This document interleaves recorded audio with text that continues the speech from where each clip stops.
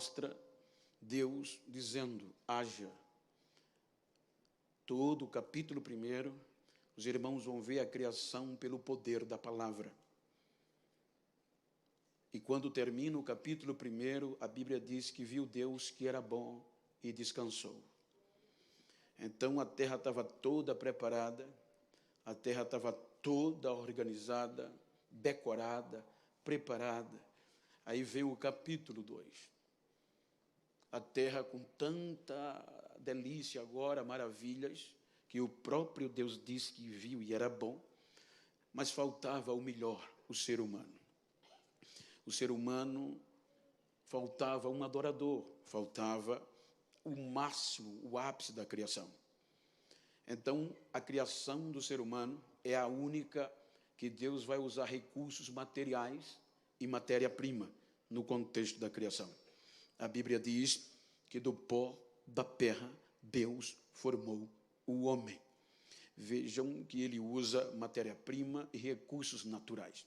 E formando Deus o homem, ele planta um jardim no Éden e ali o coloca para adorar. Lhe dá fôlego de vida e ânimo para viver. Então agora há um relacionamento em vista, há um relacionamento proposto entre Deus e o ser humano. Se nós analisarmos o contexto, a intimidade de Deus com esta criação chamada ser humano, ela vai estreitando ao passar dos dias, a ponto que nenhuma outra criatura galgou um patamar de intimidade, de fidelidade, de relacionamento com Deus igual ao ser humano. Se os irmãos observaram, salvo engano, eu falei isso aqui outra vez, mas só para dar sentido, os irmãos observam que quando os anjos foram criados, eles foram criados, mas eles não galgaram o grau de relacionamento que Deus tinha com o ser humano. Tendo em vista que quando nós estamos falando de um contexto jurídico, a Bíblia diz que quando os anjos pecaram, eles foram julgados automaticamente, sem direito a recursos, sem direito a recorrer. Mas agora Deus forma o homem e o coloca no jardim. E aqui Deus estabelece uma lei, uma regra que não poderia ser violada. Se nós lermos a Bíblia, diz o texto que Deus dispõe ao homem toda a criação, inclusive a terra. Deus deu ordem à terra para cuidar, suprir o homem em todos os aspectos. Então diz Deus que de todas as árvores do jardim você pode comer. Aí vem a regra, aí vem a lei, exceto a árvore do meio do jardim, a árvore do conhecimento do bem e do mal. Ali estava a lei, ali estava a regra.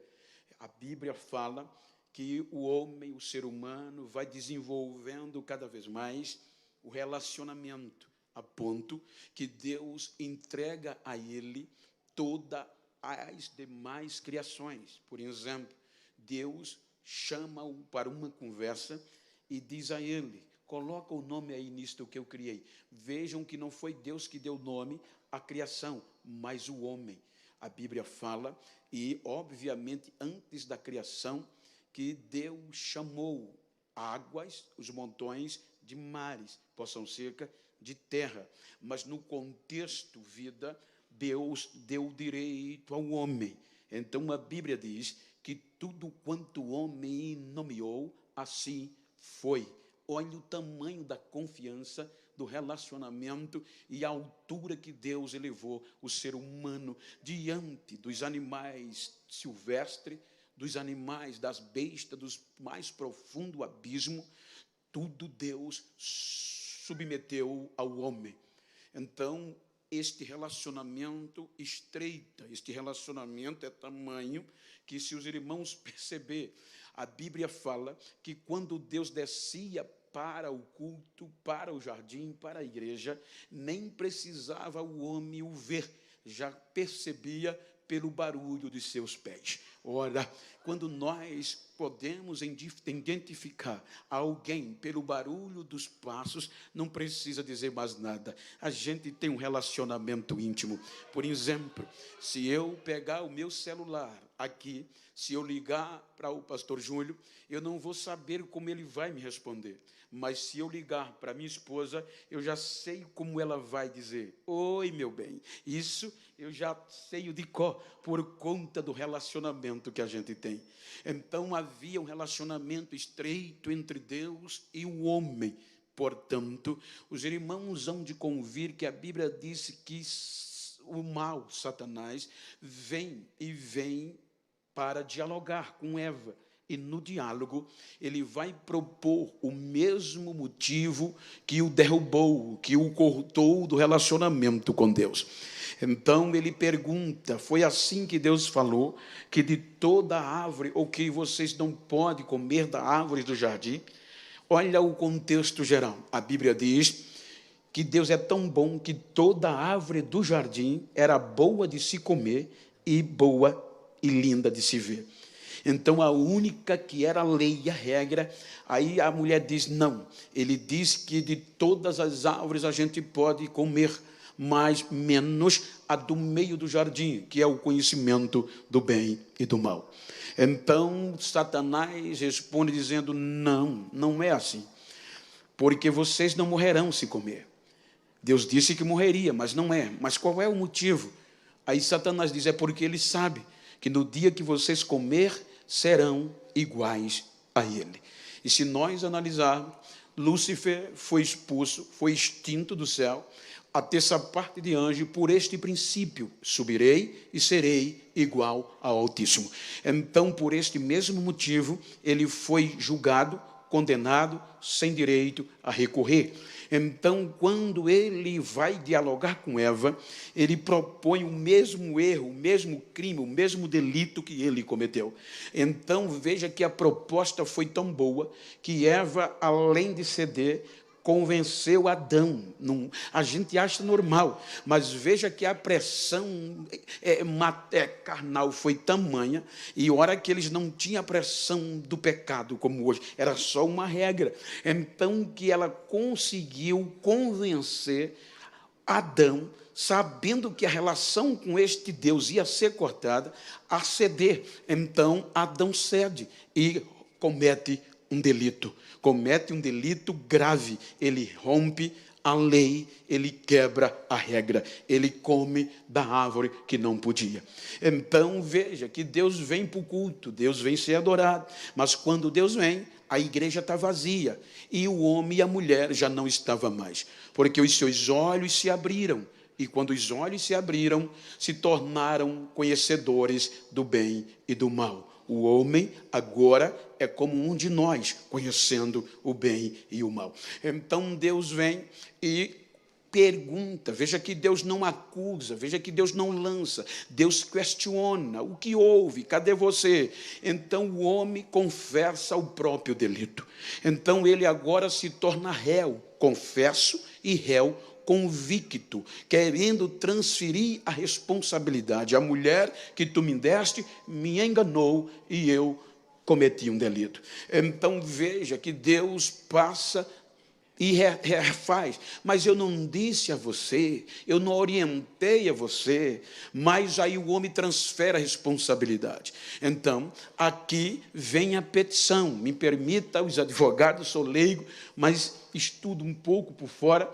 Vem a petição, e a petição era totalmente condenatória, porque já havia um julgamento passado. Os anjos foram condenados pelo mesmo crime. Então, quando o homem se torna réu, confesso e convicto, a Bíblia vai dizer que a partir daqui a lei do pecado e da morte vem e prevalece. Pelo homem entra o pecado no mundo, e o pecado vai passar a todos os homens. Então Deus vem. O julgamento inicial era terrível. O julgamento ali era para Deus, na petição, os elementos comprobatórios eram muito sérios, muito convencedores e de forma condenatória. Porém, a petição pedia a condenação ao juízo eterno para o homem, assim como os anjos presos no abismo já estavam decretados e condenados. Porém, a justiça vem e Deus vai tratar a primeira audiência entre o homem e o pecado. Agora, imagina, na corte de Deus, no julgamento, estava o homem, um réu confesso, estava a lei agora quebrada, o crime e o pecado, a lei e a morte, o pecado e a morte, porque a Bíblia diz que sem lei não há pecado. Então, se Deus não dissesse nada da árvore, não tinha pecado, mas se tem a árvore, se tem a lei, se transgredir, é pecado, é crime. Então, na primeira audiência, pecado, a lei, a morte e o homem, e o Deus poderoso. E a petição mera infringiu, é delitoso, ele cometeu crime, tem que ser condenado. Então Deus vem e faz um julgamento, e um julgamento como juiz supremo. Ele, o homem, era para ser extinto logo ali. O homem não era para gozar de renovação nunca mais, porque ele foi deteriorado. Então vem Deus e o expulsa da sua presença, lacra o paraíso com a espada de fogo e querubins. Para quê? Para o homem não volta mais. E a Bíblia diz que o homem foi afastado, destituído da presença de Deus. Mas vejam que a petição era condenação eterna. Aí Deus faz o quê? Protela o julgamento de condenação. Ele traz, como se diz, ele ameniza, ele espera, ele vai trazer para o homem mais uma chance. A Bíblia diz que ele protela o julgamento, ele adia o julgamento da condenação, para não desistir do homem, por meio de algo chamado graça, favor que ele não merecia. Então o homem vai desenvolver-se, o homem vai buscar a sua própria vida. Ele agora não vai mais gozar do privilégio da terra, o sustentar, mas agora ele vai ter que trabalhar com o suor do seu próprio rosto para se alimentar. Olha só, para você ter uma ideia do dano.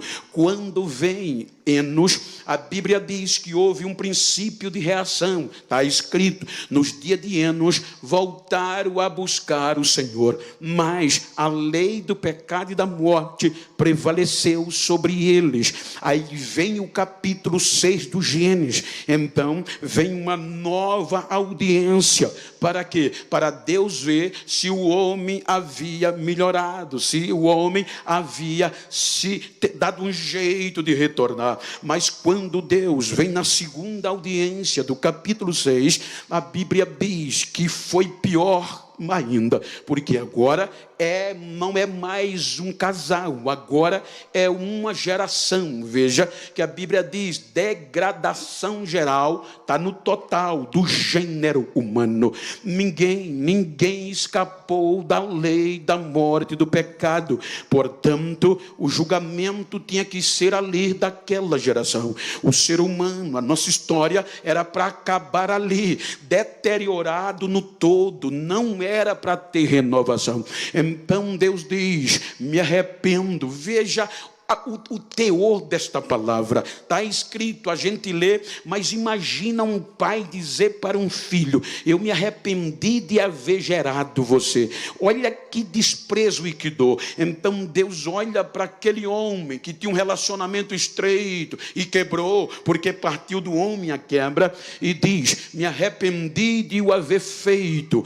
Eu vou dar fim dele, vou dar cabo dele, porque o seu comportamento muito é má. E os elementos comprobatórios, a Bíblia diz que eram mais aguçados, porque o pecado cheirava mal às narinas de Deus. Então as provas condenatórias estavam no nariz de Deus. Não tem jeito, é culpado, é pecado, é transgressor, é delito, é crime, desiste dele. Então Deus disse, tem verdade, tem que ser destruído. Então vem Deus e diz, o meu espírito, aquele espírito que ele deu, não intercederá para sempre com o homem. Então quando a morte, quando a lei do pecado, quando o inferno disse, acabou, conseguimos, aí vem algo chamado graça, favor imerecido. E a graça faz Deus protelar o julgamento de novo,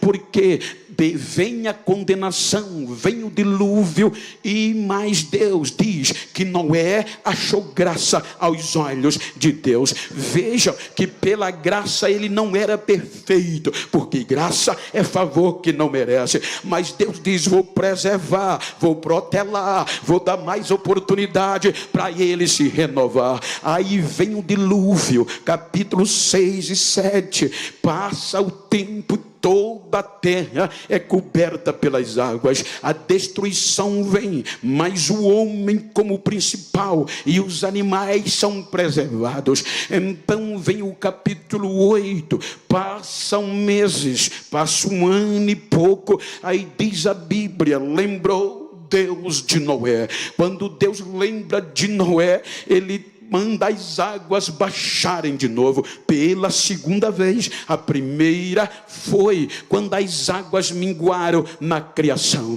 Quando agora ele manda as águas minguarem por conta de 8 almas humanas preservadas da destruição total. Então ele tira Noé da arca, sua família, e lhe dá mais uma chance. Olha que o texto diz, uma nova aliança, uma nova renovação. Você já pensou que quando um casal completa tal idade, ele diz, vamos renovar os votos, vamos, de comum dá uma nova aliança, e melhor ainda. Então Deus faz uma nova aliança com a geração de Noé, e pede uma única coisa, uma regra: encham a terra, proliferem. Mas a geração de Noé aceita, e Deus diz, por esta aliança nunca mais eu farei o que fiz com vocês. Quando vocês verem a água cair,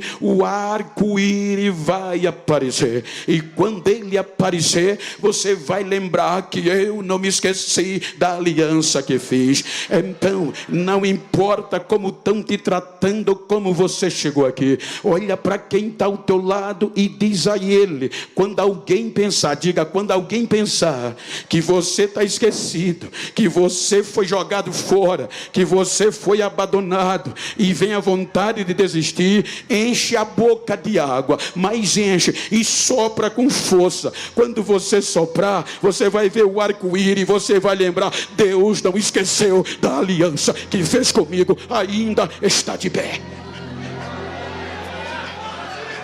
Olha o que Deus faz. Olha o que Deus faz. A geração de Noé, capítulo 11, deteriora e comete um delito de novo. O delito da geração de Noé foi desobedecer a ordem, encher, e resolveram ficar em um só lugar para se tornarem famosos e serem conhecidos por todo o tempo, para que ninguém esqueça do nosso nome. O projeto era ousado. Aí vem Deus e percebe que o projeto era bom, o povo estava unido, mas o projeto não tinha Deus. Quebrou a regra, quebrou a lei do pecado vence a geração de Noé. Então Deus diz, desçamos e vamos para uma nova audiência. Então na nova audiência foi sancionado, a geração de Noé também transgrediu, a geração de Noé desobedeceu. Aí o Espírito vem e os confunde e os espalha, confundido e sem Deus e sem direção. Agora eles vão tomar a terra sem Deus, sem Cã e Jafé. Então as famílias vão progredir daí, vão se proliferar daí. Semitas, Camitas, Jeftitas. Então agora vão formar família, mas se perderam. O pecado, a lei do pecado e da morte prevalece, porque a idolatria vem. Deus não era mais adorado, Deus não era mais reverenciado, Deus não era mais lembrado. Aí quando esta geração foi vencida pela lei do pecado e da morte, aí vem Deus e resolve elaborar, pôr em evidência um projeto de resgate, resgatar estas famílias que haviam perdido. Quais? Toda a origem da família pós-dilúvio, semitas, camitas, jeftitas, de onde nós vemos ou viemos, são de dessas três origens. Aí Deus vai no meio da idolatria e faz uma proposta a Abraão: sai da tua parentela, do meio da tua família, da tua terra, e tu vai para uma terra que eu vou te mostrar. Agora, para Abraão, o projeto era tão ousado que quem determina é Deus. A geração de Noé disse: faremos. Agora não, Deus diz: eu vou te mostrar aonde você vai, eu vou te engrandecer, eu vou te abençoar, e por meio de você eu trarei de volta todas as famílias da terra. Então tem muita gente querendo meter a besta por aí, prega bonito, canta bonito, tem dinheiro, bate no peito e nem foto com o pobre quer tirar. Ei, olha para quem está ao teu lado, diga: quando você achar que é alguma coisa, baixa a bola, porque o projeto é ele, tudo é dele e é por ele, você só é o canal. Eu farei. Eu farei. E ele vem.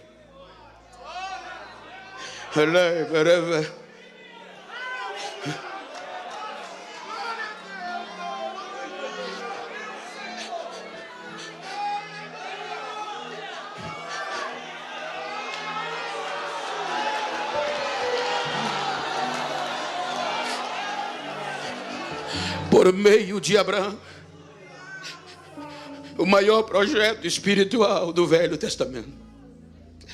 E qual era o projeto? Que por meio de Israel,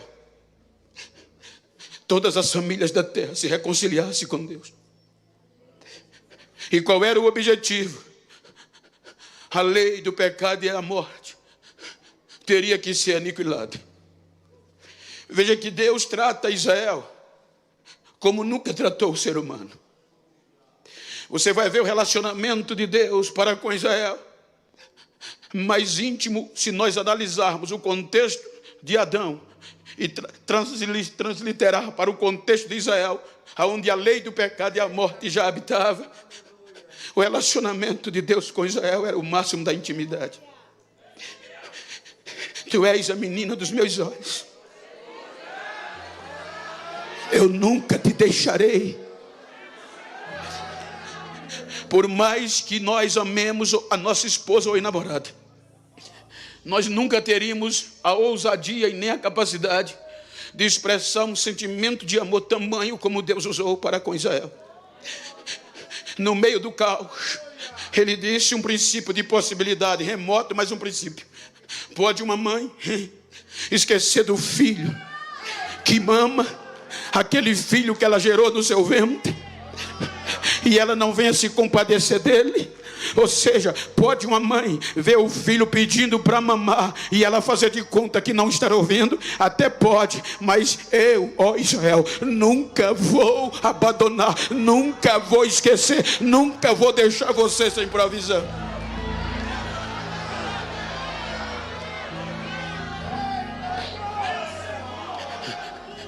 Israel é o único povo que recebe princípio de aproximação a Deus. Veja que em todo o planeta Terra, só Israel tinha esse Deus. Deus lhe dá sacerdote, Deus lhe dá rituais de santidade, e para melhorar, Deus faz uma nova aliança. uma aliança com sangue de animais puro, para aniquilar, para cobrir a lei do pecado e a morte, para cobrir a lei do pecado e da morte. Vejam que Israel tinha um intercessor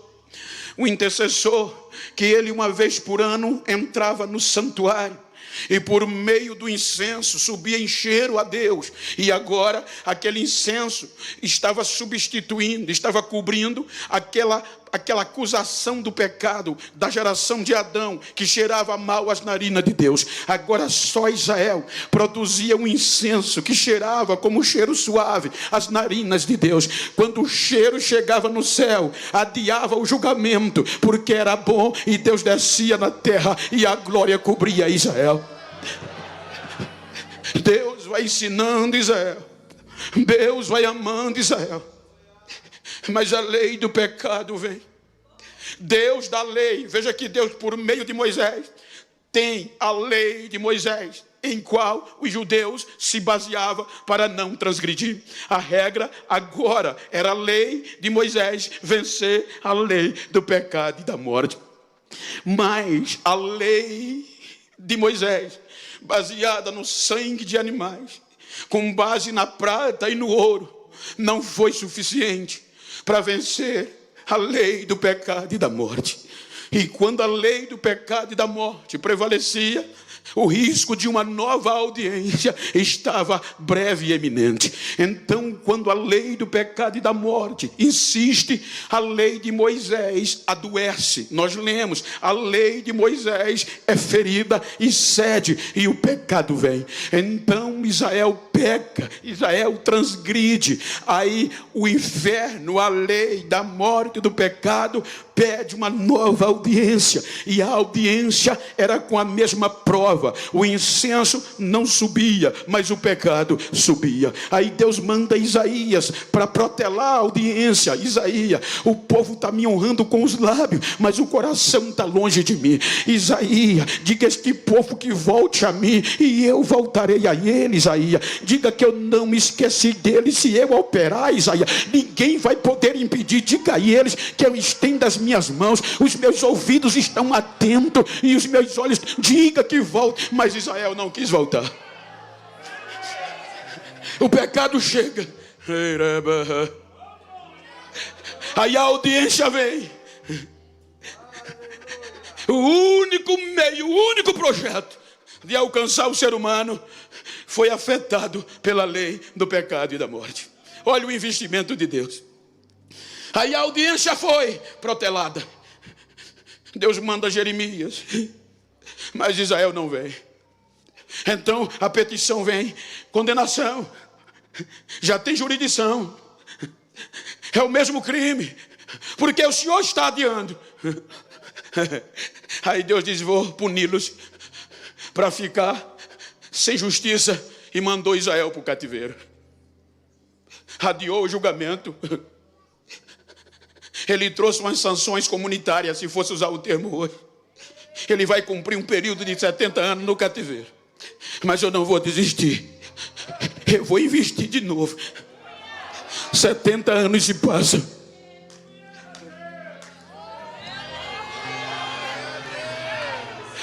Quando a lei do pecado e da morte achava que a condenação já era certa, aí Deus vai buscar Israel de volta. Mas Israel volta e não é mais o mesmo. Aí Deus usa o profeta Ageu para estimular e dizer, recomecem. Em outras palavras, eu estou disposto a renovar vocês. Veja que Israel foi deteriorado. Quem via dizia, não tem mais jeito, precisava ser renovado. Aí Deus diz, recomecem, que eu vou renovar vocês.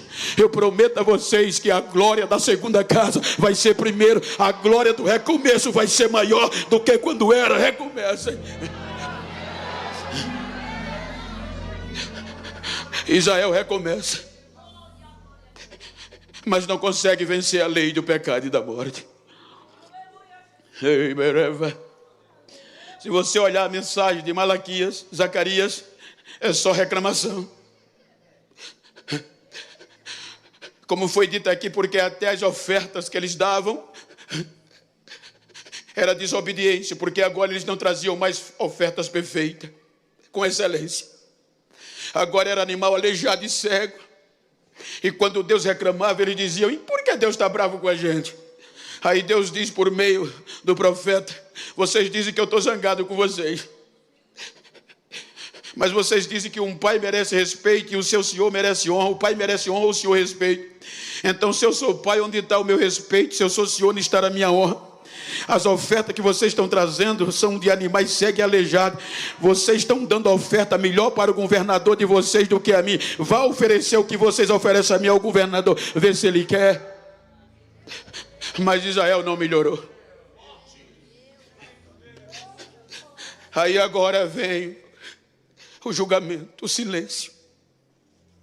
Veja que aqui Deus se cala.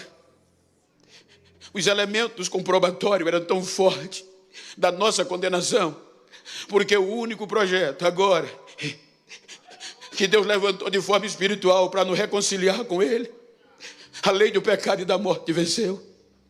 Aí Deus disse: vou me calar, não tem mais jeito. Eu não vou mais mandar profetas. Eu não vou mais investir com visões nem com sonhos. Eu vou me calar. Eu vou levá-los a juízo. E prepara o trono para o julgamento. Se você olhar o investimento que Deus fez, me permita, os teólogos estudiosos, é um pensamento meu. Quando você lê João capítulo 4, lá do Apocalipse, eu quero entender que foi aqui quando não tinha mais jeito, quando todo investimento foi jogado fora pelo ser humano. João disse que estava preso na ilha de Patmos, e ele disse que em espírito, em visão, viu uma porta aberta no céu, e uma voz como voz de trombeta disse: João, sobe aqui. E ele sobe. Ele disse que quando subiu, viu um trono armado, e trono fala de julgamento. Na questão contextual, ele diz que o que estava sentado no trono era de glória, a adoração a ele era total. Mas quando chega no capítulo 5, ele diz que houve uma procura. O que estava sentado no trono gritou: procure nos céus, procure na terra, procurem debaixo da terra alguém que possa tornar eles, possa interceder, que possam interceder e trazer recurso para eles. Os anjos procuraram debaixo da terra, os anjos procuraram na terra, os anjos procuraram no céu, e quando voltaram ao trono disseram: ninguém, Senhor, ninguém. Porque João diz que na mão direita do juiz já estava a sentença condenatória, escrita por dentro e por fora, selada com 7 selos. Aí eles dizem: nem no céu, nem na terra, nem debaixo da terra, ninguém foi achado digno de tomar o livro, de quebrar os selos, nem sequer de olhar para ele. Acabou.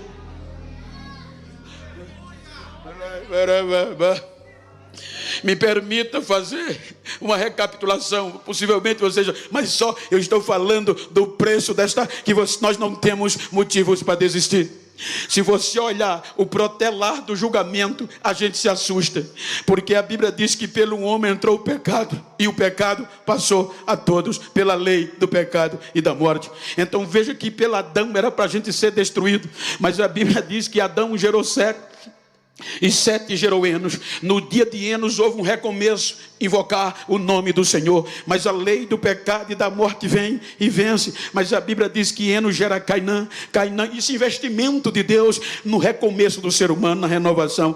Enos gera Cainã, Cainã, Malalael, e a lei do pecado vence. Malalael gera Jared, Jared gera Enoque, Enoque a Metusalém, Metusalém a Lameque, Lameque a Noé, Noé sem Caim a Jafé, e a lei do pecado vence um por um. Vem o dilúvio. Depois do dilúvio, Deus não desiste. Pega o filho de Noé chamado Sem e diz: ele vai conseguir. Aí a lei venceu, a lei do pecado e da morte. Sem gerar Arfajade, Fajade gera Elá, Elá gera Éber, Éber gera Reu, Geu gera Peleg, Peleg gera Serug, Serug gera Naó, Naó gera Terá e Terá Abraão. Aí Deus diz: vou intervir, vou protelar, e ele vai conseguir por meio de Israel. Abraão gera Isaac, Isaac a Jacó, Jacó gera Rubem, Simeão, Levi, Judá, Zebulon, Gade, Assé, Naftali, Dan, José e a Benjamim. Aí Deus diz: vou pegar Judá e ele vai conseguir. Judá gera Perez, Perez gera Esrom, Esrom gera Aram, Aram, Aminadab, Aminadab, Naasson.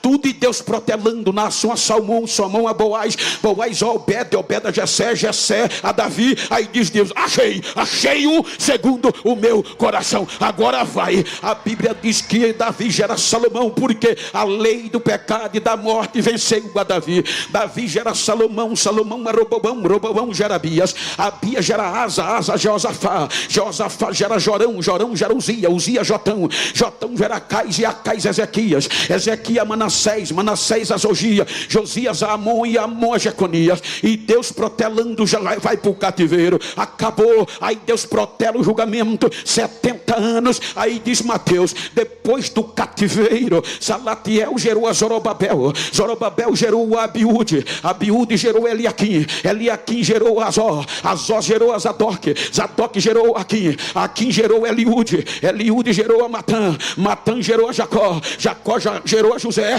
que foi marido de Maria quando não tinha mais recurso. E no ventre de Maria, e no ventre de Maria, e no ventre de Maria,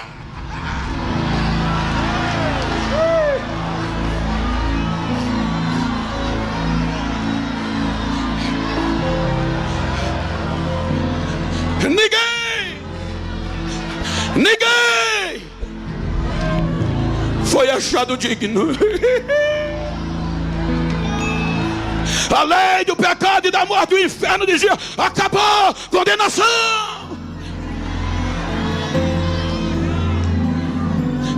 Aí Paulo aos Filipenses diz: pensamento meu, com base em Filipenses 2, quando Paulo fala que o nosso sentimento tem que ser o mesmo que houve em Cristo Jesus.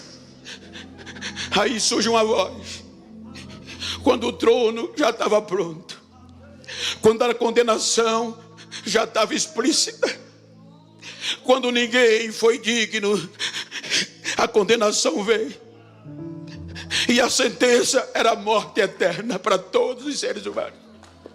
Porque já havia uma jurisdição, porque o julgamento dos anjos foi sem recurso e sem recorrer. Agora Deus protela tudo isso, e quando recursos parece que está acabado, aí surge uma voz: eu vou, Pai.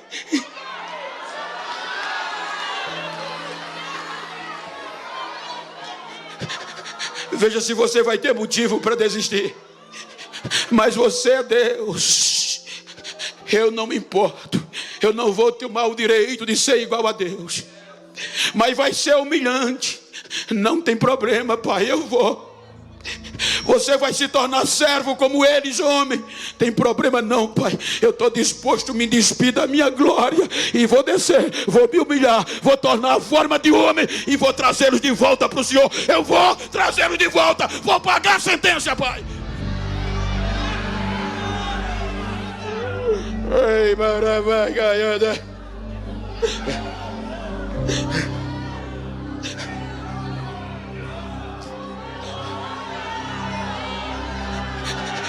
Olha para quem está ao teu lado e diga: foi o último recurso.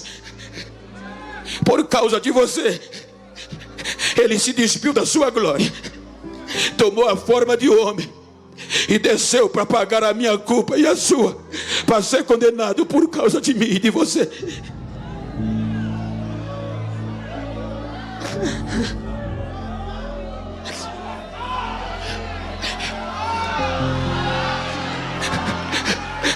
Não há uma mensagem mais contundente para você falar em mistério do que essa. Eu poderia aqui te falar de chave de carro, te falar de apartamento novo. Eu poderia dizer aqui que tu és um projeto de Deus, mas não, aqui está o ápice. Você já estava condenado, mas ele disse: eu vou trazer renovo, eu vou trazê-lo de volta, eu vou reconciliá-lo.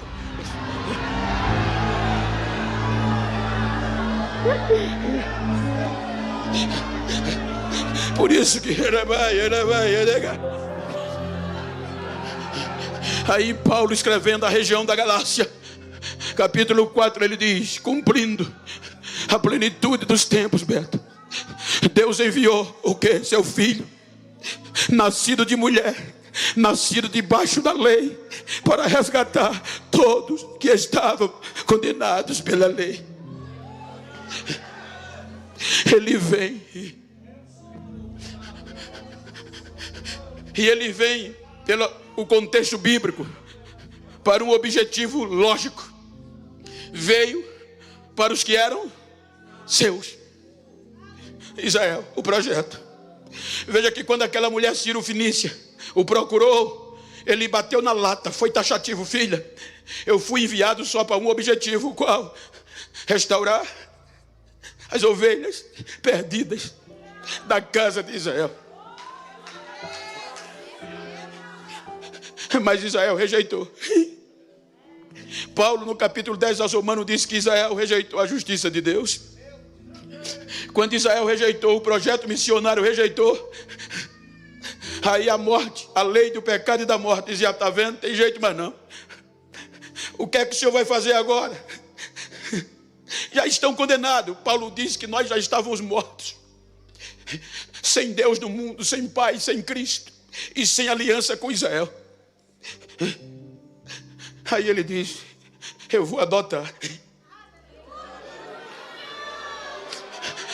Vai adotar o quê? Os gentios.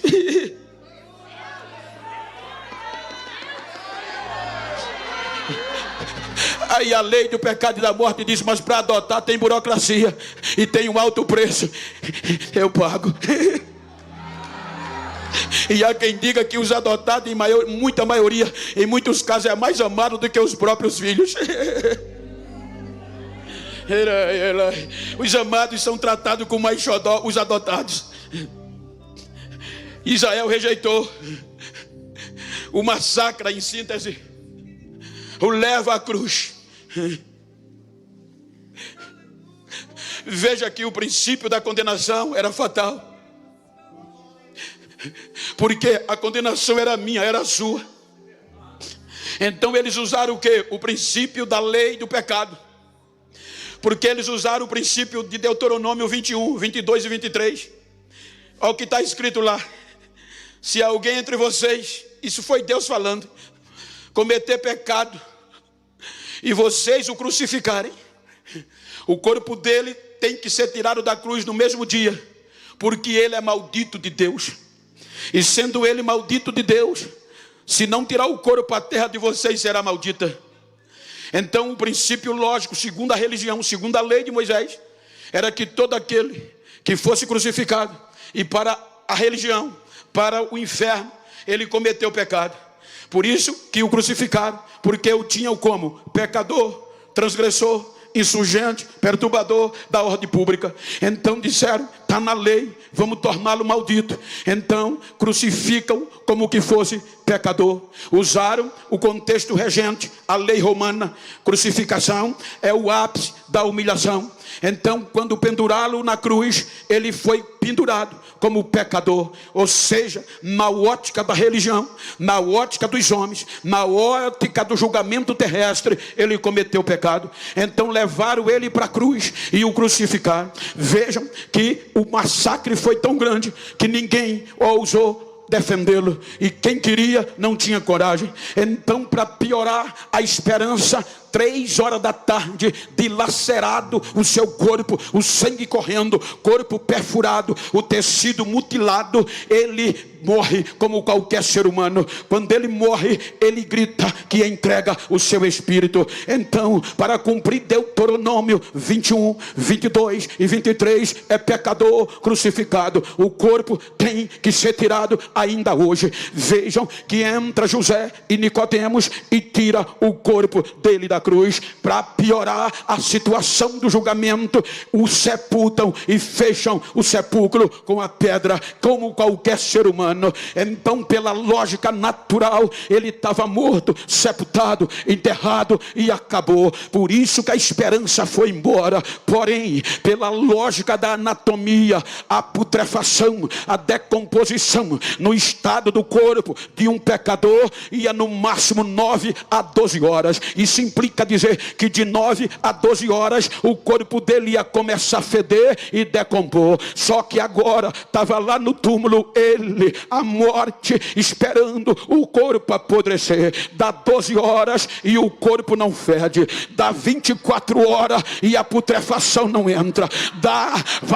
Vai passando. Dá 30 horas e a putrefação não chega. Vai chegando o terceiro dia, vai chegando 72 horas e a putrefação não chega. Aí a morte não entende. A morte diz: o que é que está acontecendo? Ele não está fedendo, eu já o matei e o corpo está do mesmo jeito. Pecado, vem cá, o que é que está acontecendo? Porque só tem decomposição se tiver pecado, porque o salário do pecado é a morte e a decomposição, mas ele está intacto, ele não está apodrecendo. Aí o pecado diz: é que em tudo eu o tentei, mas ele não cedeu, ele venceu, eu não consegui entrar, eu não consegui. Aí Deus diz: ele está limpo, tá? Então sai morte, sai pecado, sai inferno, volta a viver. Ele ressuscitou.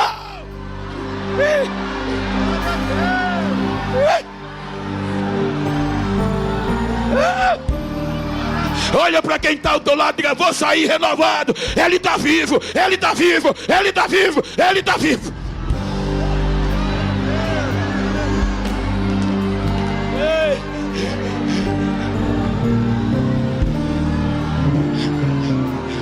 Enche o peito, enche o peito, grita o mais alto que você puder, para o inferno saber que você tem direito a ser renovado. Diga agora, diga agora, diga comigo: portanto,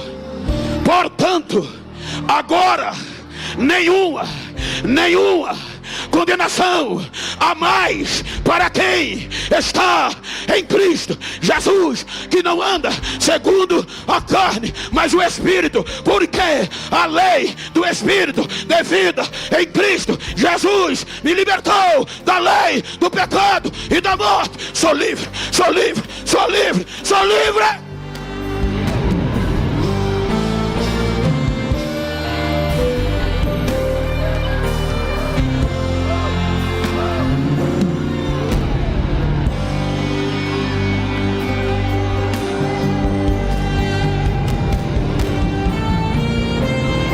Olha o que Paulo diz.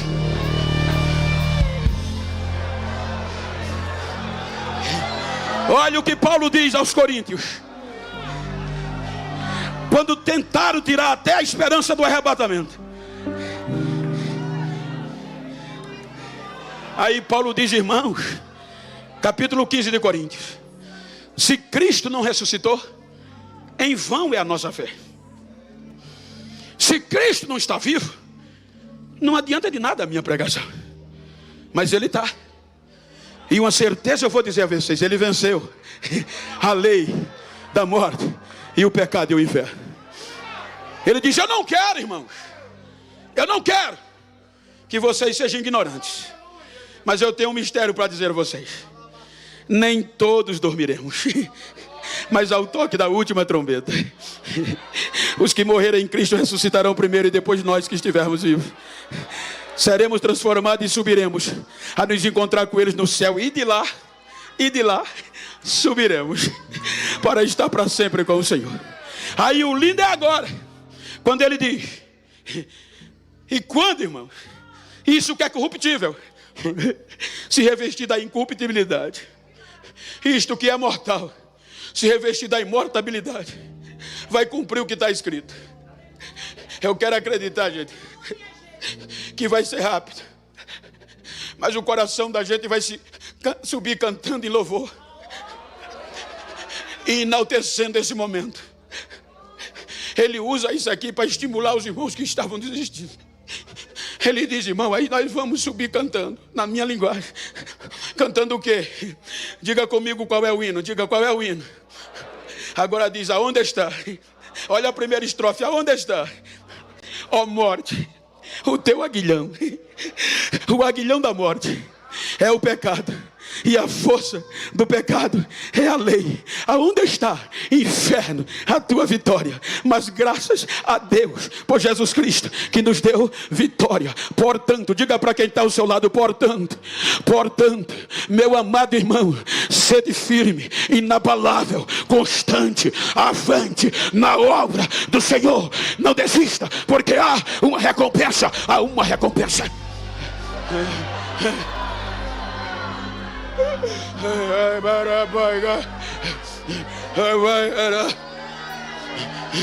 Agora o bonito, lembra que no Gênesis 6:3 o Espírito de Deus foi tirado do homem? Está escrito lá. Ele está falando do Espírito, mas na inferência o Espírito do homem não é nada sem o Espírito de Deus. Todos de Israel, todos os recursos usados, o Espírito Santo não veio mais. Vinha especificamente e voltava. Agora, a lei do pecado e da morte vencidos. Aí Paulo escreve aos Gálatas, capítulo 4. Diz, irmão, vocês agora são filhos pela adoção. Isso para gentil. Vocês receberam a adoção de filhos. E se vocês agora são filhos, Deus enviou o Espírito de Cristo, seu Filho, para vocês. Então, agora, vocês são filhos, são herdeiros de Deus. Aproveite, goze esse tempo. Aí Paulo diz aos Romanos 11:25, porque Deus endureceu a Israel por um pouco de tempo. Para quê? Para vocês entrarem. E enquanto não cumprir a plenitude dos gentios, Israel vai estar parado. Mas vocês, a vez é de vocês. Enquanto a trombeta não tocar, aproveite, pule, cante, levante a mão, adore, receba renovação.